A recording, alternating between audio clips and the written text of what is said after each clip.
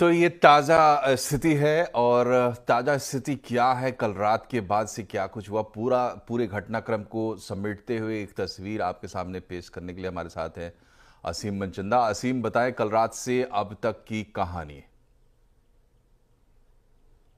देखिए, ये कहानी दोपहर 3:30 बजे से शुरू होती है, जब पाकिस्तान के डीजीएमओ भारत के डीजीएमओ को फोन करते हैं और उनको कहते हैं कि हम युद्ध विराम के लिए तैयार हैं। तो भारत भी उसके ऊपर तैयार हो जाता है और युद्ध विराम को मंजूरी मिल जाती है और 5 बजे के आसपास और 5 बजे का एक वक्त दिया जाता है कि 5 बजे के बाद कोई भी फायरिंग नहीं होगी और सीज फायर इसको माना जाएगा। लेकिन ठीक उसके बाद रात के 8 साढ़े 8 बजे के बाद से दोबारा से ऐसी ही हरकतें देखने को मिलती हैं। कई सारे जो ड्रोन्स हैं वो भारत की सीमा के अंदर आते हैं।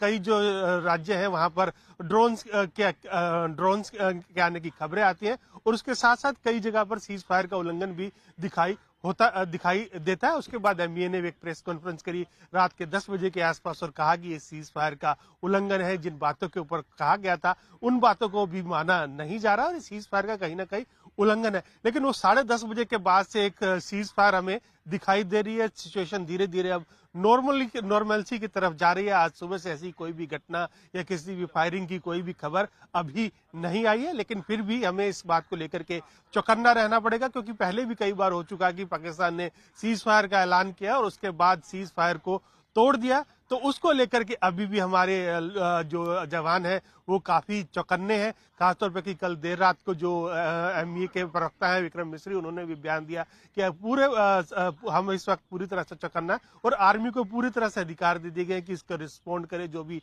सीज फायर का वायलेशन हो रहा है। तो आज के दिन के लिए हमको वेट एंड वॉच करना पड़ेगा कि किस तरह से क्या कोई सीज फायर का वायलेशन फिर से हो रहा है या सीज फायर पूरी तरह से लागू हो गई है।